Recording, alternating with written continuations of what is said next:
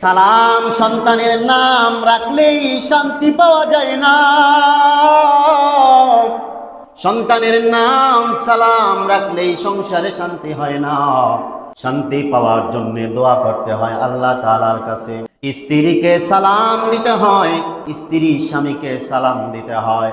তুমি অভিযোগ করো তোমার সংসারে শান্তি পাইলাম না, তোমার বিবিকে প্রশ্ন করে দেখো এত বছর তোমার বিবাহ হইল, কতদিন তুমি তোমার স্বামীকে সালাম দিয়েছো? আমরা আমাদের অন্তরস্থল থেকে শুকরিয়া আদায় করি, সকলেই জবান খুলে পড়ি আলহামদুলিল্লাহ। আল্লাহ তাআলার শুকরিয়া আদায় করে আমরা শেষ করতে পারবো না। সবচাইতে বড় যে নিয়ামত আল্লাহ তাআলা আমাদেরকে দান করেছেন সেটা হচ্ছে আল্লাহ তাআলা আমাদেরকে মুসলমানের ঘরে জন্ম দিয়েছেন। আপনি একটু যদি সামান্য সময়ও বিবেক দিয়া চিন্তা করেন যে আল্লাহ তাআলা যদি আমাকে মুসলমানের ঘরে জন্ম না করায়া অন্য কোনো ধর্মের ঘরে যদি জন্ম করাইতেন, হিন্দুর ঘরে, খ্রিস্টানের ঘরে, তাহলে আমার অবস্থাটা কি হইতো? একটা বিধর্মী মুসলমানে ইচ্ছা করলেই আসতে পারে না, ইচ্ছা করলেই মুসলমান হইতে পারে না, ইচ্ছা করলেই কালেমা পড়তে পারে না। তার পারিবারিক বাধা থাকে, তার সাংসারিক বাধা থাকে, তার সমাজের বাধা থাকে, তার অনেক অনেক বাধা অতিক্রম করে জীবনের সব সম্পত্তি, আত্মীয় স্বজন, সবার মায়া ত্যাগ করে এরপরে মুসলমান হইতে হয়। যখন সে মুসলমান হয় তখন তার মাথার মধ্যে একটাই থাকে যে আমি আল্লাহ আল্লাহ রাসূলকে চাই, আমি আমার সম্পদ চাই না, আমি আমার বাপ মা চাই না, ভাই চাই না, আত্মীয় চাই না, কিচ্ছু চাই না। তাইলে একটা জিনিস চিন্তা করেন, সম্পদ, আত্মীয় সব কিছু চাইরা অন্য ধর্মে যাওয়া আমাদের জন্য সেটা কি সম্ভব হইতো কিনা যদি আমরা অন্য কোনো ধর্মে দুনিয়াতে আসতাম? আল্লাহ তাআলার কত বড় যে অনুগ্রহ, দয়া, নিয়ামত। অটোমেটিকলি আল্লাহ তাআলা মুসলমানের ঘরে আমাদেরকে পাঠাইছেন। কালেমা, আমরা মুসলমানের ঘরে আসছি বিদায় কালেমা পড়ছি। ওই কালেমা পড়ার কারণেই একদিন না একদিন আমরা আল্লাহর জান্নাতে যাইব আলহামদুলিল্লাহ। যদি মুসলমানের ঘরে জন্ম না হইতাম তাহলে কালিমাটা পড়তে পারতাম না, আর জান্নাতেও আমি যাইতে পারতাম না।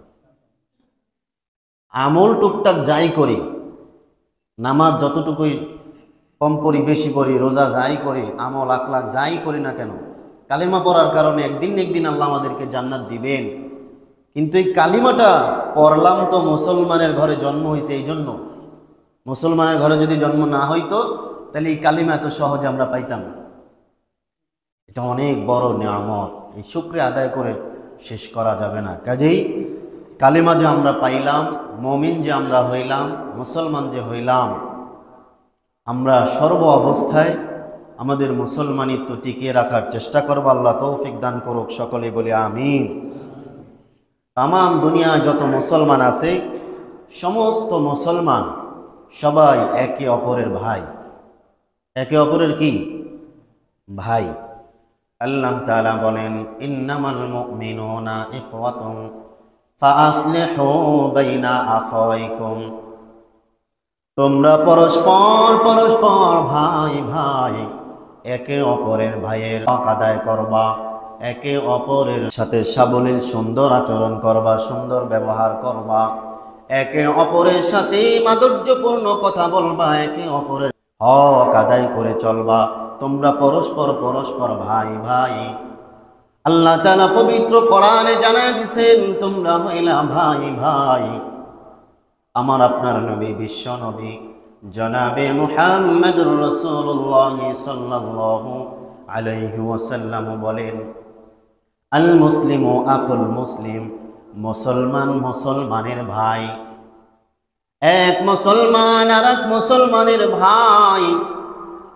তোমরা ভাইয়ের সাথে দুশমনি করবা না, ভাইকে কষ্ট দিয়ে কথা বলবা না, তোমার ভাইকে কোনো দুশমনের হাতে তুমি তুলে দিবা না। বর্তমান সময়ে দেখা যায় অনেকে অনেকে ধর্মের বাবা ডাকে, অনেকে অনেকে ধর্মের বোন ডাকে, অনেকে অনেকে ধর্মের খালাম্মা ডাকে, ধর্মের ফুপু ডাকে। ধর্মের ফুপু বলতে কিছু নাই, ধর্মের খালাম্মা বলতে কিছু নাই, ধর্মের আব্বা বলতে কিছু নাই। এই যে ধর্মের খালা, ধর্মের ফুপু, ধর্মের বেআইন, এগুলো সব কিছুই হলো শয়তানের ধোঁকা। নবীজি বলেন, আল মুসলিম আখুল মুসলিম, একজন মুসলমান আর একজন মুসলমানের ভাই। এই জন্য মুসলমানকে কষ্ট দিবা না, মুসলমানের হক নষ্ট করবা না, মুসলমানকে গালি দিবা না, মুসলমানকে শত্রুর হাতে তুলে দিবা না। শুধু কি তাই, নবীজি বলেন, আল মুমিনুনা কারাজুলিন ওয়াহিদ, দুনিয়ার যত মুসলমান আছে সমস্ত মুসলমান একজন মানুষের দেহের ন্যায়, একজন মানুষের শরীরের ন্যায়। আল মুমিনুনা কারাজুলিন ওয়াহিদ, পৃথিবীর সমস্ত মুসলমান একজন মানুষের ন্যায়। একজন মানুষ তার হাতে ব্যথা পাইলে তার শরীরের সর্ব অঙ্গ ব্যথা পায়, তার অন্তরে ব্যথা পায়।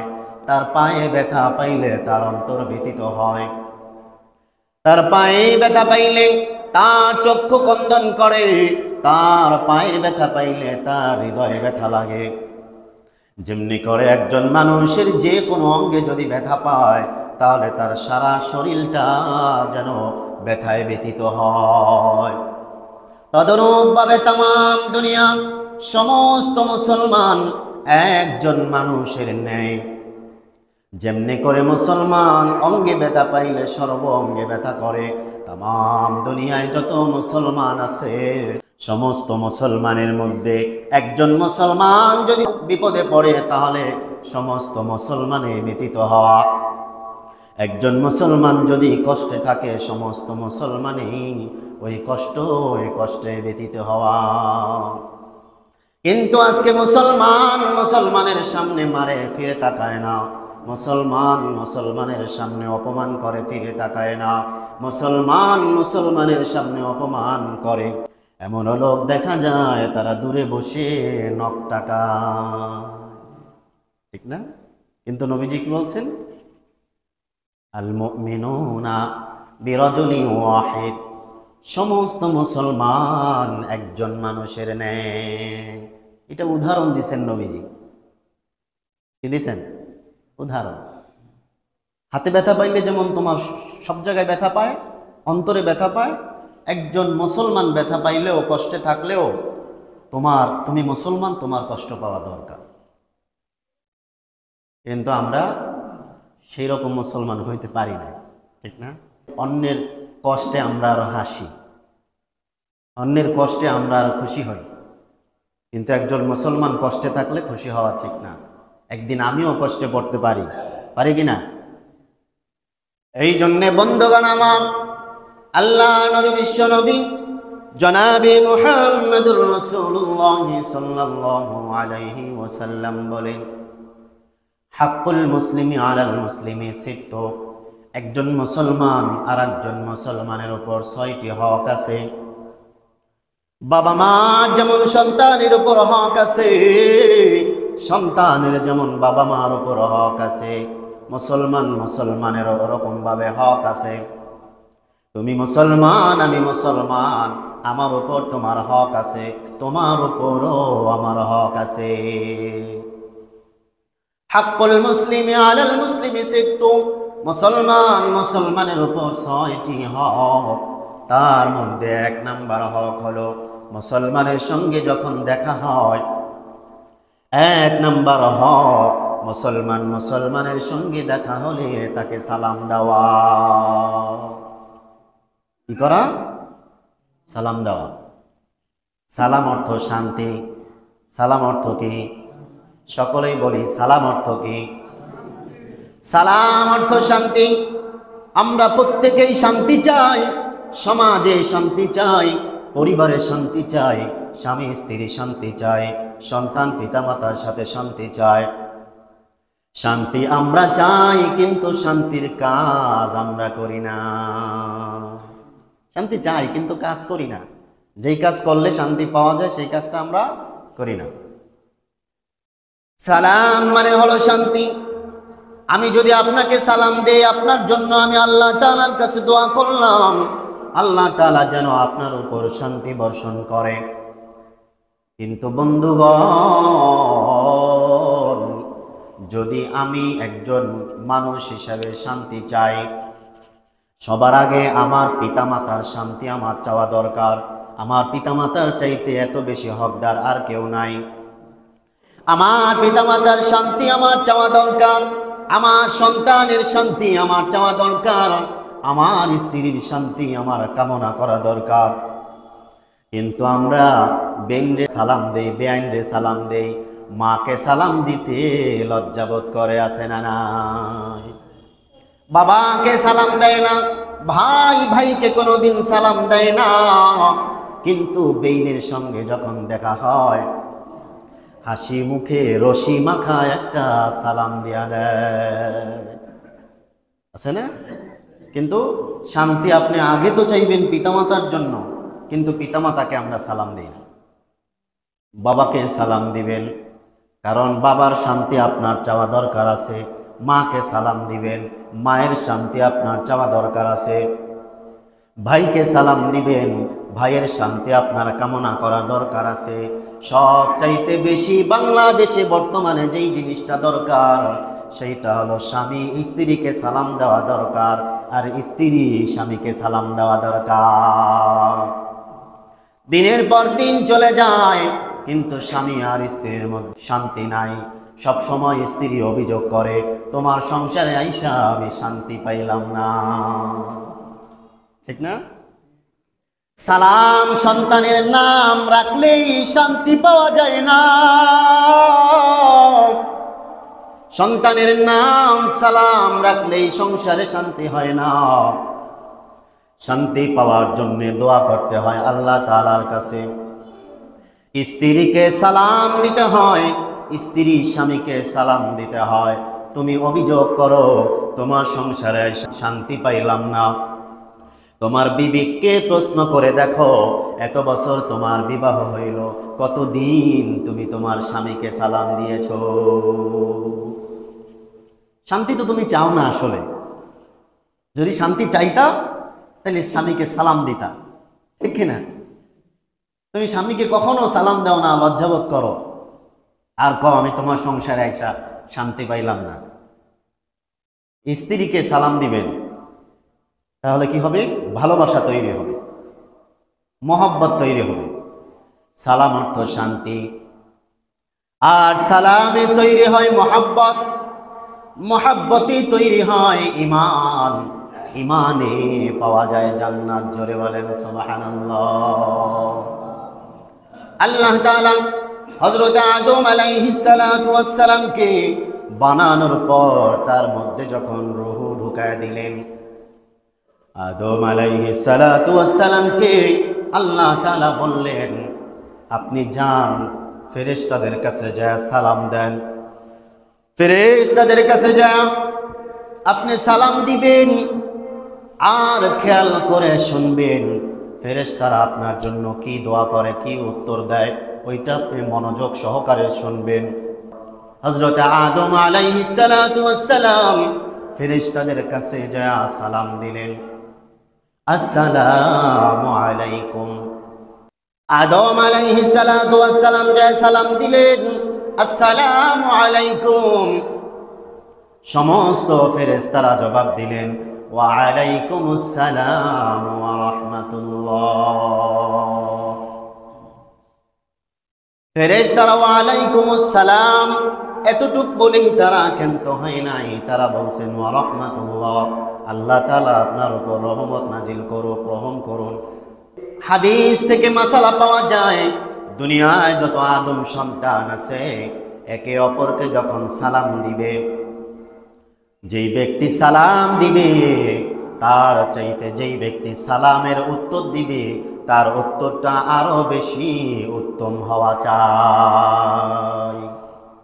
যে সালাম দিবে তার চাইতে যে সালামের জবাব দিবে তার উত্তরটা উত্তম হতে হবে, আওয়াজ বেশি দিয়া সুন্দর করে উত্তর দিতে হবে। দেখেন আপনার উপর শান্তির দোয়া সে করল, আসসালামু আলাইকুম, শান্তি আপনার কামনা করলো, তো সে যে আপনার শান্তি কামনা করলো, আপনার খুশি হওয়া দরকার না? খুশি হইয়া আপনি তাকে উত্তম রূপে জবাব দিয়া দিবেন, ওয়া আলাইকুমুস সালাম ওয়া রাহমাতুল্লাহ, ঠিক না?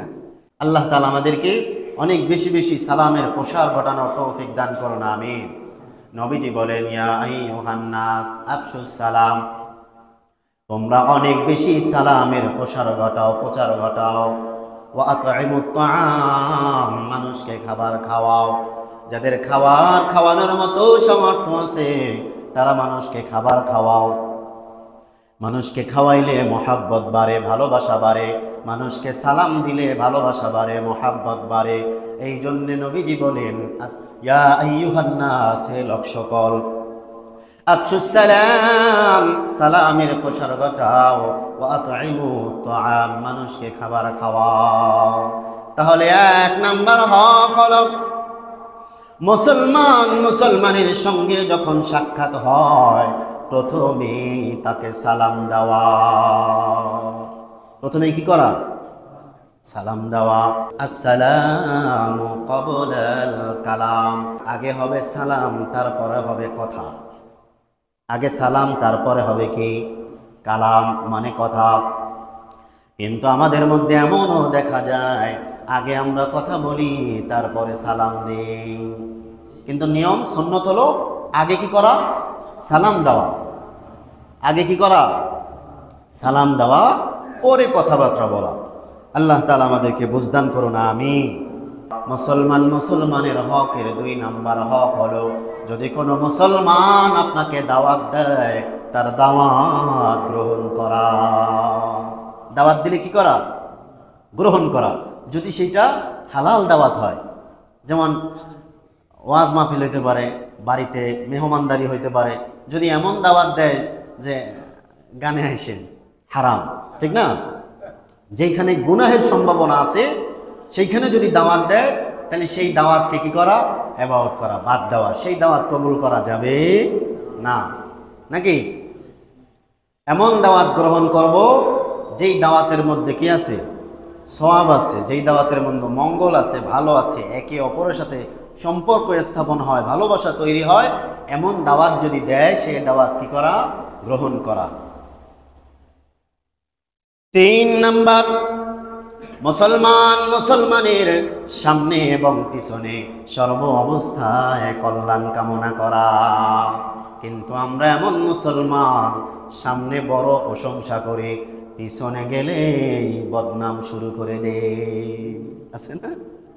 কিন্তু না, এটা মুসলমানের স্বভাব না।